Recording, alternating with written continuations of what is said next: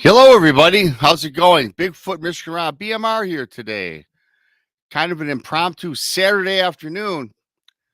I, uh, you know, I had a great day today, and I was sitting around. All the things I needed to do, I got done. And as y'all know, I have on Saturday nights,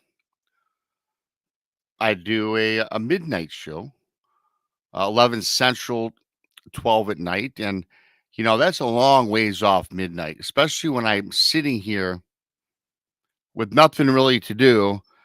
And I said, I'm just going to throw an impromptu Saturday afternoon show together for everybody, for me personally, just to kind of waste some time and see what you guys are doing. I don't expect too many to come in. It's not a scheduled show. I've got a couple encounters that I thought I'd share with you guys. One is a paranormal encounter that I got somebody sent me from my Halloween series I've been running. And then another's a Dogman encounter I got from a man and a wife from Georgia, a retired couple. So I said, you know what? These are kind of fresh. I'm going to share them. In fact, the paranormal story I'm going to start with here in a few minutes. I did a video on it yesterday. And I know a lot of you guys, it was a kind of a ghost story, a missing person story. I don't know, not that well received. I said, well, I'm gonna try it live, and because I find it intriguing. I find it very intriguing, and it's got a little element of murder, mayhem, a spirit looking to cross over. So I'm gonna start with that when we get rolling. Um, but tonight I'm really excited about this entire day. It's been a great day, and the Blondes and the Booze.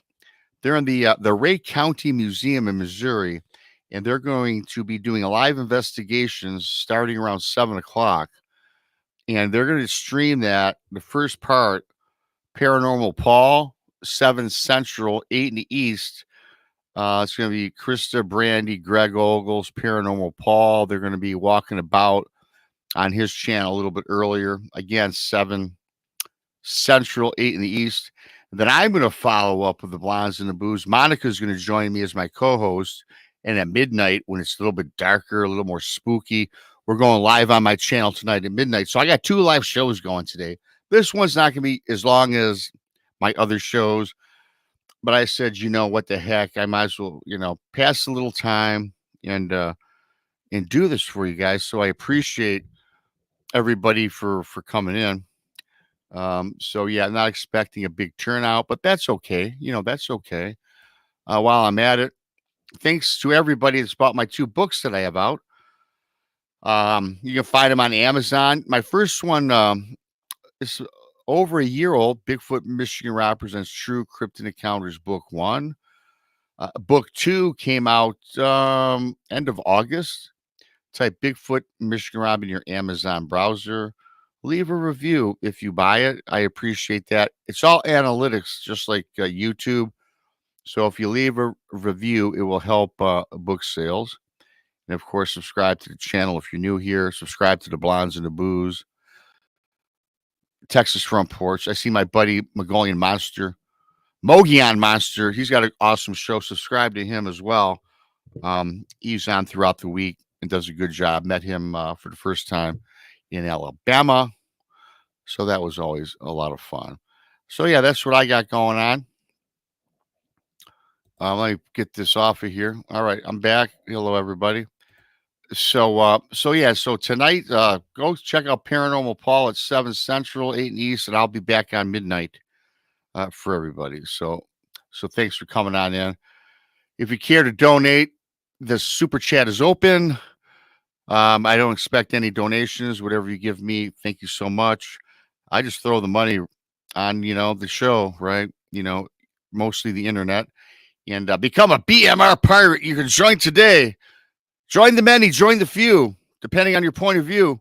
You get a picture of me with my bandana next to your name in the chat room. Not expected. It's just something that I like to do. Generate a little extra on the side. So thanks for coming in. And I'm not going to waste any more of you guys' time. This is not going to be as long as the normal show. So I'm gonna get on with this. It's kind of in the spirit of Halloween too, guys. I thought this would be a it would be kind of cool to share, and it's got a lot of elements.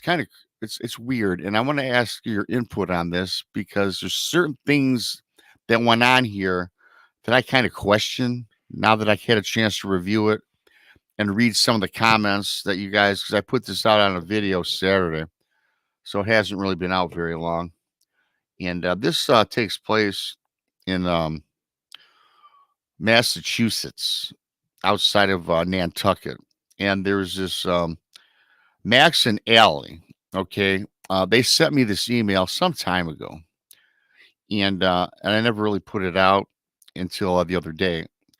And this is about this house. A It was one of those, what do you call it? New England style homes. New England style home that they purchased, and they purchased the home. I think it was in 2021. And a little history on this house, you guys. This house was built in 1945. Okay, and it sold. The couple passed away. It was sold by the estate or by the kids in 1975. And then again, the couple that lived there sold it. They put it up for sale during Y2K, year 2000, right when we turned 2000. And it sat there for 3 years, until 2003. In fact, it went on auction, okay, in 2003, when this couple, um, Max and Allie, got a great deal on it and they purchased it, okay, um, because of the foreclosure. And there's kind of a lot of, and the history behind this. The last man, the reason it went for foreclosure is because in 2018, it went up for sale. And this man, the last owner of the house prior to Max and Allie, he came up missing. He like disappeared. And this is according to some records that was sent to me. And here's the thing about it. This man, no family inquiries on him, no relatives to speak of, or any friends. I'm guessing this guy was a loner. So, according to the police, they wrote it off as an unsolved mystery. I mean, there was no foul play. They inspected the house, nothing going on, nefarious in the house. And hey, and the police had told in the report is, look, people up and move and don't tell people. You guys, a lot of people just want to disappear and be left alone. Okay. Yeah, Moggs, I just seen it. I'm kind of looking at chat. Of all the pirates here, he's the only one on a boat. Yeah. Arr, Mogian monster. I live on a huge island. Michigan's like an island, right? But I have the Great Lakes on the East Coast, the West Coast, the North, the South. I've been on the Great Lakes, but I've never owned a boat. I got to come down and visit you, Moggs, down in Florida. I really do, because I know that's, well, after all the cleanups done and all the alligators get out of the streets and, all the other craziness is going on over there. The alleged skunk apes have probably headed north, right? Right, Moggs? But anyway, back on topic. So this guy, boom, just kind of up and left the house for nobody, and it went for foreclosure. So this young couple, they bought it. So the house was built in 45, and they got such a great deal on this house that some drastic remodeling needed to be done, because they had made mention in the email that not a lot of work was done. The house was upkept, but it needed a facelift. They wanted to bring it up to the current era, or the current century, if you will, or the current decade.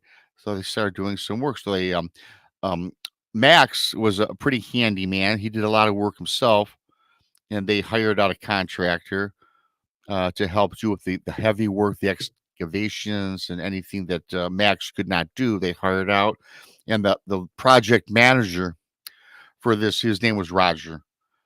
So Roger plays a minimal role in this. So I just want to throw that out for you. So during this the time period they're in there, this young couple or middle aged couple, whatever you want to call them. They're going about enjoying the house, enjoying the wood line in the backyard. They could smell the ocean not too far away from the Atlantic, and this is just outside the Nantucket Island. So beautiful area. In fact, not a lot of neighbors. I mean, I think they made mention that to the left and to the right was like a 50-yard walk just to get to the next neighbor. The backyard was a wood line. So it was nice and secluded, nice and private, just what this couple wanted. So about 3 months in, they started hearing some sounds in the house. Now you have to remember that work had started on the remodeling, so they attributed a lot of this to the people that they had come in and do this with Roger. One night though, the young couple, Max and Allie, they're laying awake in bed, right, and they're getting ready to turn in when they heard in the attic. Now, when I say this, everybody, there was no work that was supposed to be done in the attic. In fact, the entire attic encompassed most of the majority of the house, and it was empty. There was nothing up there, nothing. Okay, it was barren. So late at night, though, they heard walking, walking up in the house, and they could hear footsteps creaking through the rafters. Certainly, this is late at night, and the couple looks at each other. There's no contractors here. And I have to say this. This is a very important part of the story. It was 3:42 in the morning. 3:42 in the morning. Well, no, obviously there's no one here. What's going on? People walking around, blah blah blah, upstairs. So they started getting a little bit freaked out at this. So Max gets up out of bed and he proceeds over to the pull down staircase. You know how a lot of attics have that pull down staircase. They had one in this home. They pulled down the staircase. Max ventures up to the top of the staircase and he still hears walking. Okay. Now he's a little scared. So before he puts his head up into the opening, into the attic, he says something to the effect of, "Who's up there? I have a gun. I'm armed. I'm coming up." Well, after he utters these words, the foot's the foot walking, the footfall, it stops. He waits a few seconds, a couple minutes, whatever, peers his head up through the opening now, leading from the staircase up into the attic. He gets his head up, pulls one of these, looking to his left, his right. There's nobody there. Nothing's there. He gets a little more ambitious and he goes up, and now he's in the attic. He makes mention this is the first time that he was ever in this attic. And the dust collected. Again, this house was built in 45, and he says that it looks like nobody's been up here ever, ever. Not even used for any storage because the dust was so thick. It was just all over this entire floor. So he gets up and starts walking around. And he brings up a little flashlight. He's looking on the floorboards, the flooring. Again, just encompassed in dust and doesn't see any footprints or anything. Then he gets a little bit closer to, there was one window. You know how everybody in the peak of a lot of homes, you have that little window that kind of peers out, and this house had one, and it peered out to the front. Because I'm assuming this is the front of the house where the window is facing, right? As he gets closer to this window, he now notices footprints. He notices footprints, and he can tell that the print was that he says of a boot. It was like a 8-inch, 9-inch, whatever. I don't know how long. I forget what he tells me how big the footprint actually was, but he can tell it's a boot. He can see the ridges in the boot, and it went back and forth for about 10 feet to and fro from the window, but it kept in the same back and forth pace, but was nowhere else. He thinks this is extremely strange. He's kind of a little scared.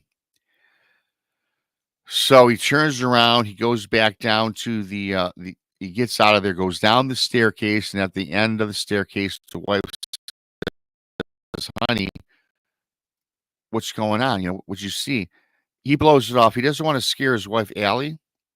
So he says, "Oh, there's nothing going on up there. I don't see anything up there." So, but he knows, and he has this odd feeling. So they go back to bed.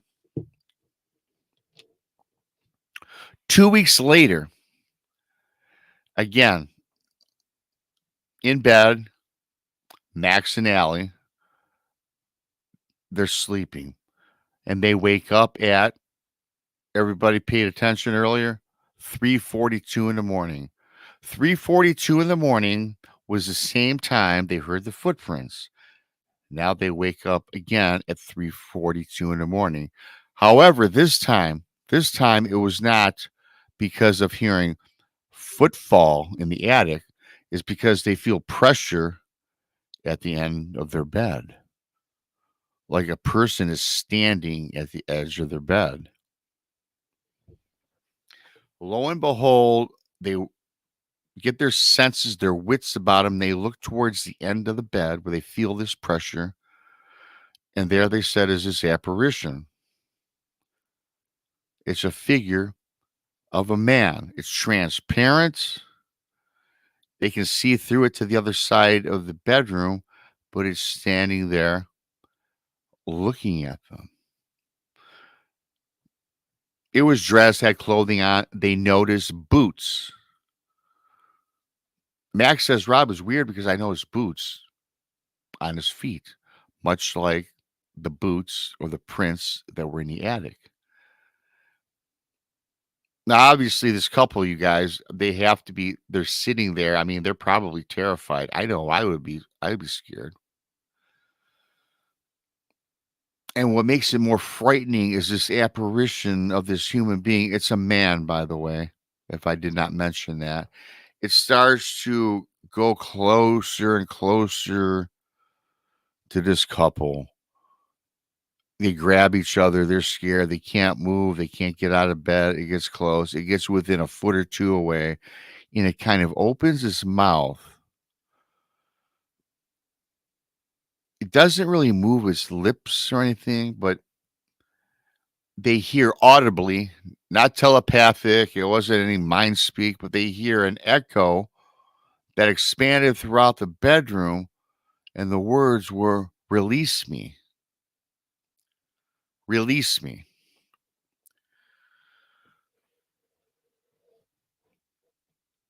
So anyway, yeah, it was 3:42 in the morning, Grandizer. I'm making a point so people don't forget, right? That's what you got to do when you tell a story. So it comes, release me. And then all of a sudden it disappears. It just disappears. So this couple's frightened. You guys, this goes on for 3 days. This goes on for 3 days. Again, 3:42 in the morning, this same apparition shows up, utters the words, "Release me," gets up close. So this couple is going crazy. In fact, now Max gets on the phone, calls Roger, one of the contractors, and say, "Hey, look, man, call off. I'm stopping work on the house." He made up an excuse that somebody was sick, something was going on, and he just couldn't deal with the construction in the house. Roger reluctantly says, "Okay, hope everything's okay." And Max says, "I'll get back to you when I get back with you." So again, this has happened 4 times. The first time, then 3 days after that, boom, this apparition is appearing. So this young couple, they decide they go to the library, they go online, and they go visit the police.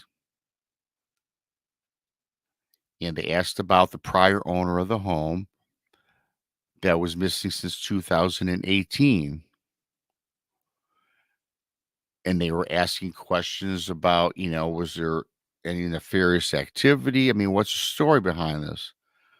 And the police basically told him, they're not giving them the full story. They said, look, you bought this house, not a lot of details. A man lived there, didn't give out his name. 2018, boom, all of a sudden the guy, he's no longer lives there.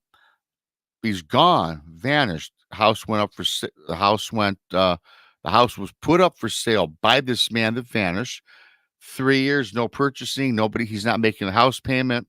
It went to foreclosure, and again, that's how this couple got this house. So not a lot of information from the police, and they said, "Look, a lot of people go missing, a lot of people wanna disappear," and I get that. People do just wanna go and disappear.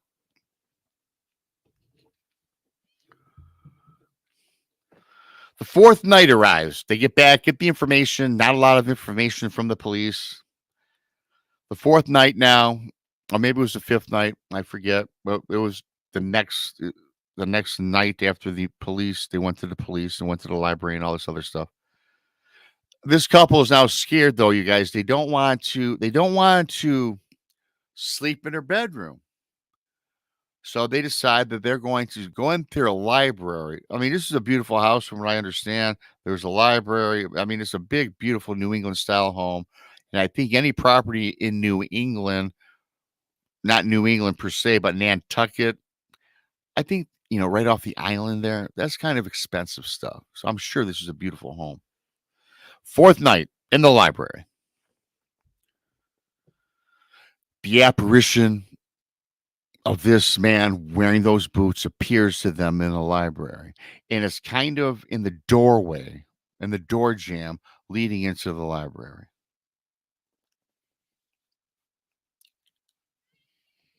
Standing at the library, standing at the door. The couple, Max and Allie, they look. What? There it is. And they're petrified. This apparition now does not say release me. It kind of motions to them to follow him. Now, at this point, they're used to seeing this apparition. They're still scared. I think most of us would be. I guess depends on you. But it motions to follow. So Max and Allie look at each other. Should we follow this ghost, this apparition, this spirit, whatever it is? And they both agree that look, we don't know what's going on here. We need answers. Let's just go for it. And they follow this apparition. So this apparition leads them to the basement. Now, you guys, in the basement of this house, a lot of construction was being done. They decided to revamp the entire basement. That was like their first project. And they're following this ghost like apparition. And it takes them to a section in the corner of the house where there's a shovel there. There's a shovel right in the corner. The apparition is there. Then this apparition, this ghost like apparition, whatever you want to call it, it vanishes. Now, while the apparition vanishes, the shovel in the corner, it kind of elevates. Robbie says it elevates about 3 or 4 feet off the ground, and it travels maybe 7, 8 feet in the air. Then it drops on the ground. In this part of the home, as I made mention earlier, a lot of this home is being renovated. A lot of the flooring was pulled up, so there's a lot of dirt in some sections. It's ground. It's just base ground. They're going down to the studs to repair everything or refurbish everything. So Max for whatever the reason, has in his mind, he's thinking, "Man, I think this is a clue. This is something that I think I think this apparition is telling me to start digging." So Max picks up the shovel, and at this time, their terror is kind of subdued for whatever the reason. They start digging into the ground. He says he's down 2.5, 3 feet perhaps when he hits something. The spade of the shovel hits something, stops it. Both he and Allie, the wife, they get on their hands and knees. They start kind of digging with their hands and throwing away all this dirt. And lo and behold, there's a bone. A bone. They don't know quite sure if it's a human bone. I mean, they're not doctors. I mean, they studied anatomy like we all did back in high school. Not quite sure, but they continue on digging at this, as I now say, was a shallow grave, right?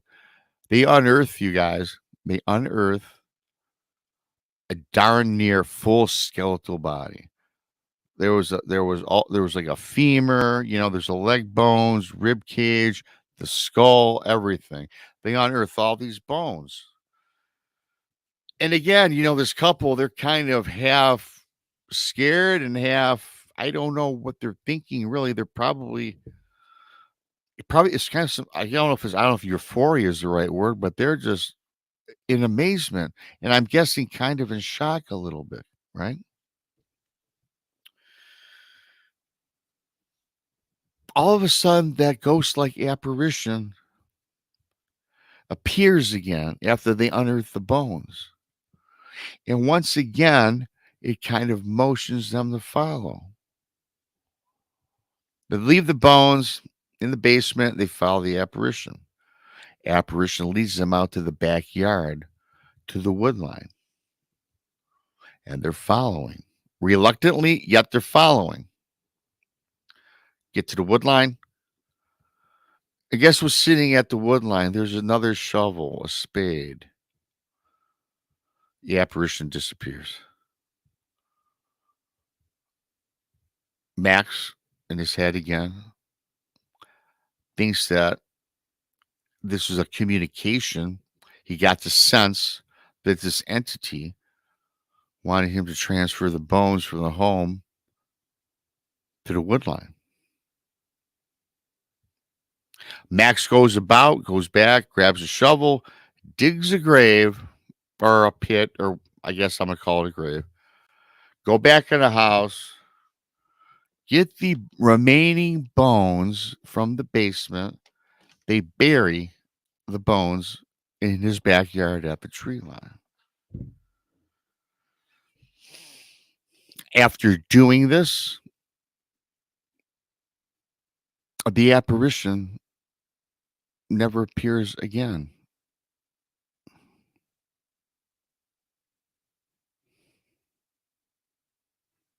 Never appears again. That's where the email ends with the couple notes. He makes mention, and here's where I get a little troubled by this. Buried the bones. The Max and Allie never report this to the police. They were told about this missing person, no name. I mean, maybe there was a name. I'm sure there's a name, on file about the last owner. There's always a record. That was not divulged to me. Okay. They never tell the police. And, looking back, here's my thoughts on this. The dude back in 2018, it's probably a homicide. How did his bones get in the back in the basement of this house? Somebody had to put him there. This dude didn't off himself and fall in a hole, did he? That's kind of absurd to think. I mean, weirder things have probably happened, right?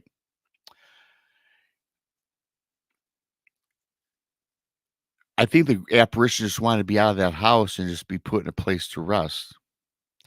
Again, they don't report it to the police, but what would happen, you guys, if somebody happened to take up this investigation? See, I guess they didn't want the investigation to start up again, as it's a cold and it turned into a case, which turns into a cold case, however you want to view it. And not to mention, man, their hands are all over those bones. I think they'd have been the suspects in this, albeit they were not. But this mystery goes on, and I thought that was a kind of a cool story. Kind of Halloweenish, kind of Halloween style. What do you guys think? Leave a comment. I can't really read the comments. Thanks for everybody for coming on in. For everybody, hello to everybody. Hey, Grant, how you doing? Rob, say it. Them bones, Grandizer. Let me just go through the chat. I got another story for you guys. A Dogman encounter. I just want to say hi. I wasn't reading chat. Grandizer again. Moggs, how you doing? Judy, Lil Patty.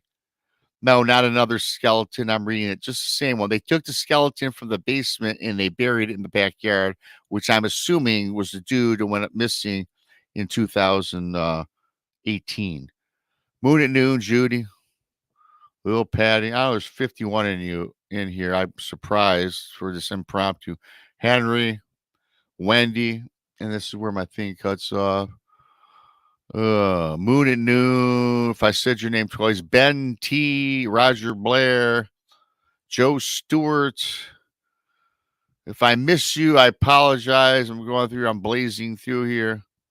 A lot of the same people talking about Brown Dwarf. Good to see you, BD. I need a customized bandana if you're still here. Hey, Hilton from Australia. Good to see you. Ron, Riley, Ivy Forrest. Anyway, most of the same people are talking up Danny Stanton. 50 in the chat. Only a few of you are talking. That's cool. Kyle Smith. How's it going? So yeah, so Jason Finch, hi. So hello to everybody. If I missed you, I apologize. So yeah, so that's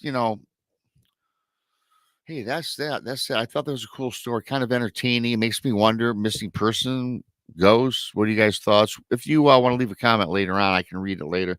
I do read all your comments. And don't forget, tonight, the Blondes and the Booze, Ray County Museum live investigation. You can catch on Paranormal Paul's channel live at 7 Central. They'll be going live. And then right back here, BMR live on my channel at midnight, 11 Central. When it's a little more spooky, I'll have Monica with me co-hosting, and we're going to watch them, follow them through the haunted Ray County Museum in Missouri. I came across, I'm going to do another story for you guys. Thanks for coming in. Impromptu show. I appreciate all you guys. Super chats are open. Become a pirate. Buy my books.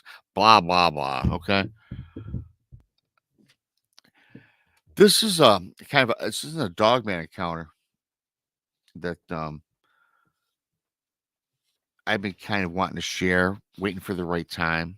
It's not that long. It's not that in depth. I want you guys' point of view, your thoughts on this. And this is about Tom and Mary, and they're a retired couple. Oh, excuse me. Retired couple bought their new retirement home. This is 2015. It's in Georgia. I believe they said it was Southwest Georgia. 3 acres of property. Their property set on like a horseshoe. So their house was centered, and then it was a horseshoe of a tree line that encompassed the house. Okay. Beautiful home, their retirement home. I'm gathering they were like in their mid 50s, early 60s. So they did well for themselves to retire a little earlier in life. The house was a ranch style house, from what I recall. It had a wraparound deck. I dig those country style wraparound decks. So I want to encompass the entire house. So they had a view on the deck, looking into the woods, looking into their property from 75% of the house. The one thing that was a sore spot for them was there was this big, about 50 yards, 60 yards away from the home, there was this dilapidated barn, a sizable barn. It was falling apart. Tom had gone into the barn one time and there was nothing really in it. It kind of smelled a little bit. He wanted to get it tore down.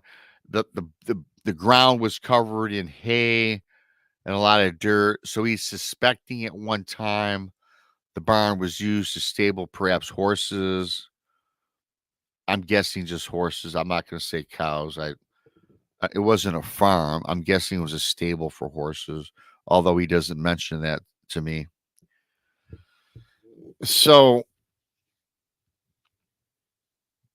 they're settled into their home, and they're out back on their back deck one night, and from the tree line, Tom and Mary are out back, and they notice a set of these amber like eyes, this eye shine, very distinctive, shining in dusky dawn at the home, saucer like. They're like big oversized saucers, not orbs, and they thought they were blinking because every once in a while they would go on and off, on and off. He said kind of like a blinker on a car, but these were more saucer shaped, right? They don't think much of it. They think, they can't put two and two on it.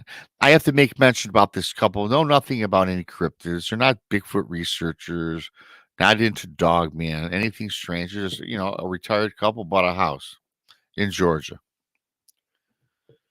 But they thought it was kind of odd, and so one day, the next morning, Ron is out, or Tom, Ron, this guy's name's Tom, excuse me.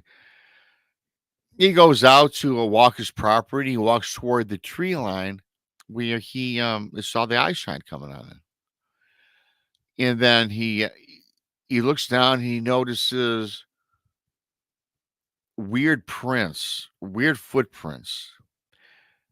bipedal and quadruped, right? And he says the oddest thing about these, and the man knows nothing about wolves or bears. In fact, he says, Rob, I don't know if wolves or bears, what predator is in my part. He goes, not familiar with Georgia. He moved up from Tennessee or wherever he moved from, right?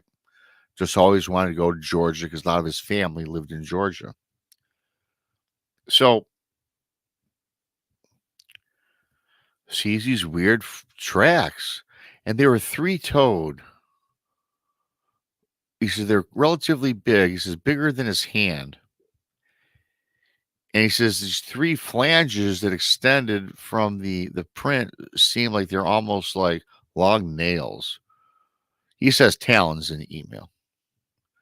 Didn't know what it was. Couldn't make nothing of it. Again, so he figured he'd get back with the DNR or somebody over in the area to have him come out and inspect these tracks, right? Look at the property. Look at what's going on. He does not know.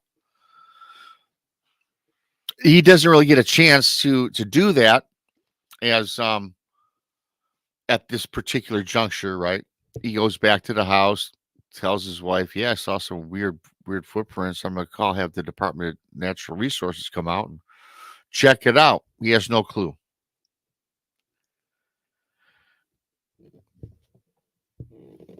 Nighttime rolls around the next day, and once again, you guys, they see those the amber eye shine appears from the wood line. Now, this time, it's a little bit different, you guys, because now he says that he hears like a wolf's howl, like the howl of a wolf, a predator. Now, as Ron is telling me this, everybody, he's unfamiliar with the woods. This is like his first home near the woods, in the woods, by the forest. Okay. So he's not, up to date with the sounds that the animals of the forest make. But he definitely is a howl.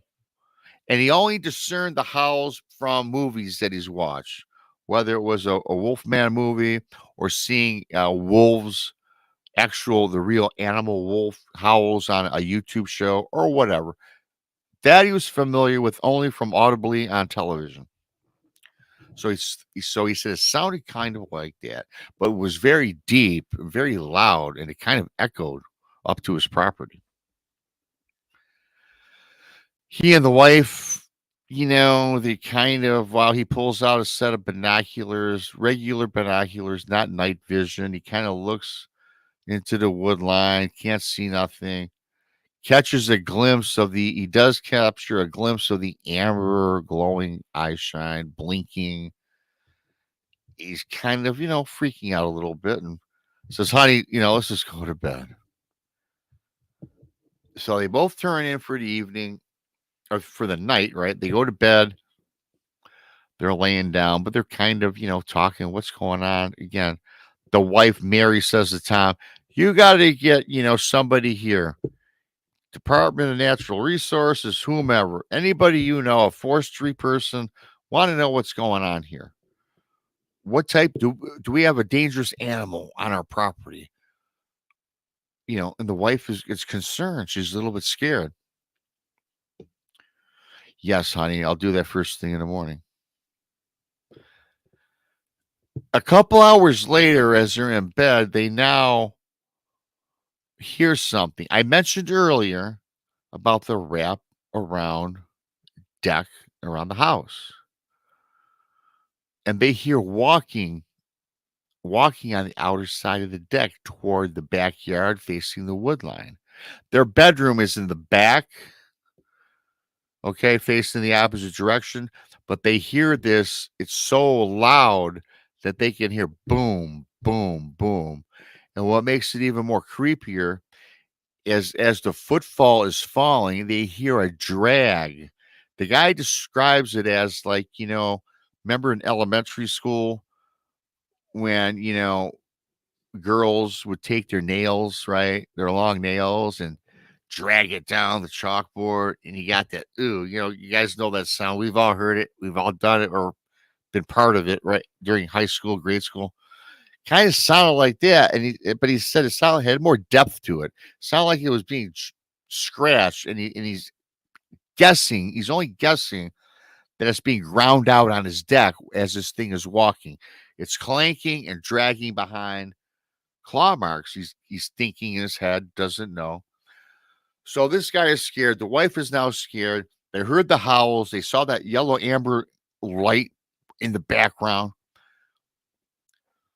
So this man is scared. It's again the U shape or the deck surrounds the house, and this is coming from the front of the house, the back of the house facing the tree line. This man is scared. He pulls out his shotgun, and he fires around into the air in the back of the house, not where he heard the walking and the clanking and the scratching, but he goes in the back because he does not know what he's dealing with. He at least wants to scare this thing off. Fires, boom, around into the air with the shotgun. Maybe he fired once, maybe he fired twice. I don't know. And then he heard the footfall, louder, pick up momentum, and he hears that it kind of jumps off of his deck. So the man with shotgun in hand, he whirls out the back door, and he's got balls of steel for all of a sudden, and he's running around his house, aiming his shotgun, and he sees some big figure running, not on four legs, but running like a human being, very dark, and it's in the distance is dark. You can't make it out, but it's extremely tall running. And then all of a sudden, he drops a four. It drops to four. It drops down on all fours, and boom, blasts right back into the forest, back into the tree line.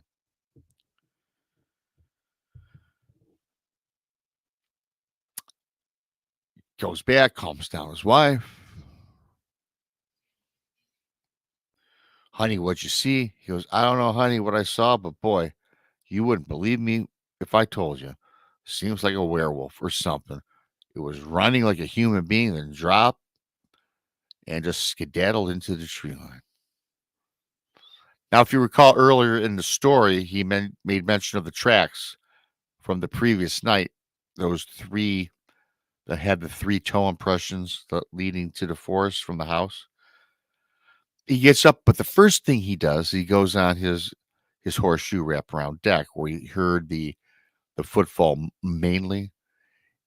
And you know how I mentioned that he heard like that curling sound of nails on a chalkboard, like he thought something was being gouged out of his deck.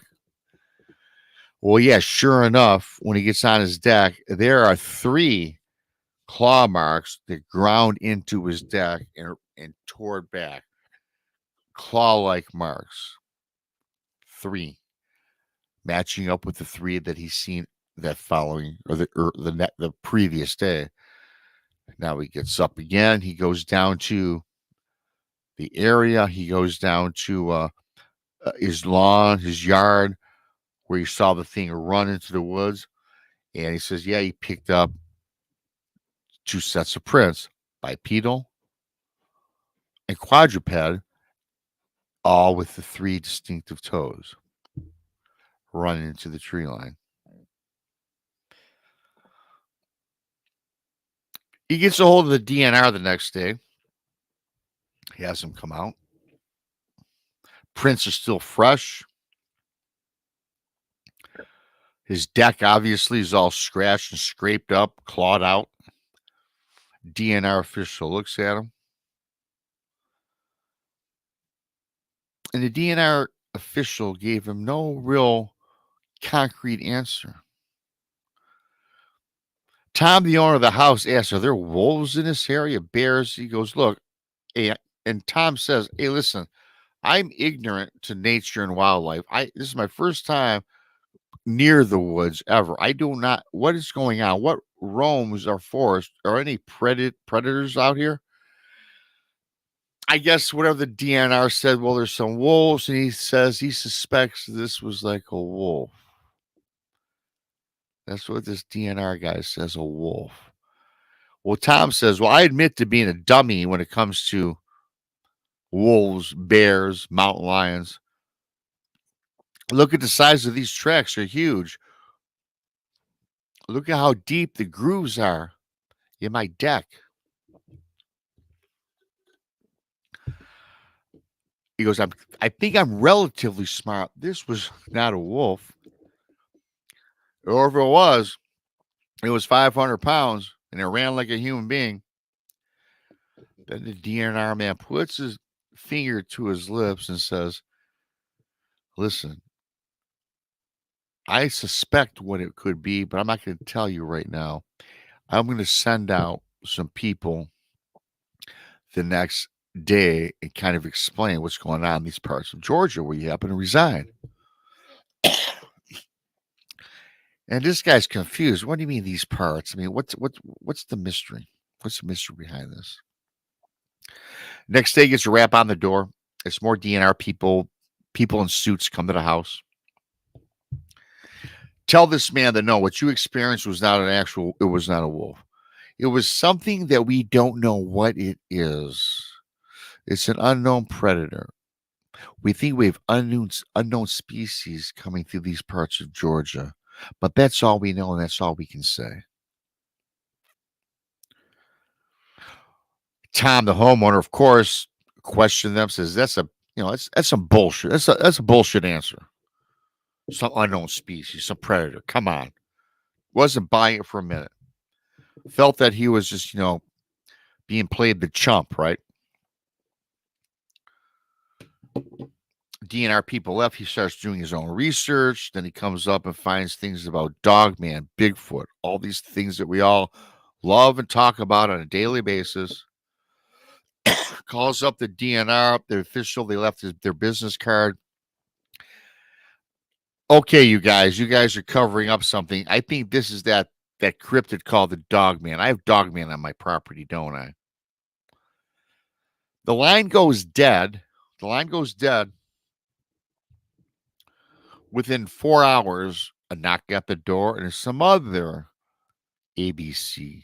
This wasn't DNR. This is a person in a suit, dressed like politicians.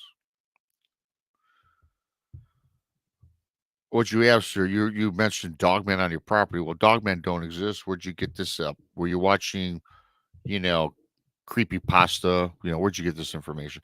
I just went on YouTube. I went online. I went here, there. Started watching television shows. You guys did not give me an answer that satisfied me, and I came up with this. Now the man says, "Look, Dogman, that probably don't exist. Bigfoot don't exist. So this Tom man, the owner of the property, don't believe in this stuff. But I need answers. This is not a wolf." They told this guy, "Don't mention Dogman in the community. The story is this big wolf in the area, and we will be monitoring your movements. We will be watching you. And if you ever utter Dogman in this community around here, you're going to pay a hard circumstance." This guy just looked at this guy in a suit. He wanted to wring his neck. Flips in the bird, tells him to get off his property. He goes, "Rob, that's where my tale ends. My story I'm sending into you. Thanks me, for maybe sharing this." And he says the treatment that he got from the DNR, the local sheriff's department, these men in suits, he knows they were giving him a line of crap. Well, the wife told the guy, there's something suspicious going on here. So they end up, the poor family, the couple, retired couple, got their dream home. He goes on to tell me he had put it up for sale, sold it, moved out, and now wherever he lives, I don't know where he lives. I didn't get that detail with the guy. I got to tell you, man, I feel bad for this couple. They lie, don't they? I mean, an oversized wolf, an unknown predator. We don't know what it is. Talking to professionals, DNR people, forestry, park rangers. I know you guys in chat and you people listening, if someone told you that line of shit, you would probably, well, do what that guy did. Get teed off. But when it comes to why is that, you guys? Why is the government just continue to lie about these cryptids? Dogman, Bigfoot. We all hear about, we've heard stories about an alleged werewolf. Well, maybe not a werewolf, Dogman or Bigfoot getting hit by a semi truck. I remember this story from a while ago. Side of the road, some big cryptid got smashed by a semi truck. Guy in a semi claims to the first visiting officers, I hit something that wasn't human, and then all black helicopters come in, suits pull up. They're removed from the property, they're removed from the street. Next day in the news, big man in semi hits big bear. The guy's like, there was no bear. You get the gist of it. We've all heard stories like that. Why do they do that? They think that we're all dumb, right? They don't know that there's shows like this out here that talk about this on the daily. And that's just me. There's a million podcasts that talk about this. Just like the government denies UFOs. I mean, come on. I don't know. I don't trust my government as far as I can throw them. Don't even know if I know if my vote's going to count this year. I'm not going to get deep into that because I don't want YouTube to, slam me, right? I appreciate everybody for coming on in for this impromptu show. I just had nothing else to do, and I was kind of bored. It was a beautiful day. Subscribe to Bigfoot Mr. Rob on YouTube if this is your first time. On your way out, give me a like. Don't forget, Paranormal Paul at 7. Back here with me, midnight. The Blondes and the Booze with Gary, Greg Ogles, excuse me, and Paul. They'll be running through the haunted Ray County Museum live investigation streamed on my channel, midnight 11 Central, with me and Monica. Thank you for coming on in. Give me a like on the way out. I appreciate each and every single one of you. If I did not say hi, I still love you just the same. Didn't really read the chat today. Being by myself, I got to learn how to multitask a little better. BMR Grandizer, don't forget your top scary movies for Halloween. I will say this, my go-to is the movie. I'm boring. Michael Myers, the original Halloween. That's my go-to. But I hate when they show it in April. What's up with that? You don't throw Halloween on the TV in April. That's my pet peeve. With that being said, love y'all. Subscribe, like, and I'll see you tonight at midnight. And go check out Paul too at 7 or at 7 Central, 8. I'm on midnight and 11 Central. Subscribe to Mongolian Monster. I see him in the house. Have a great night or a great day, whatever.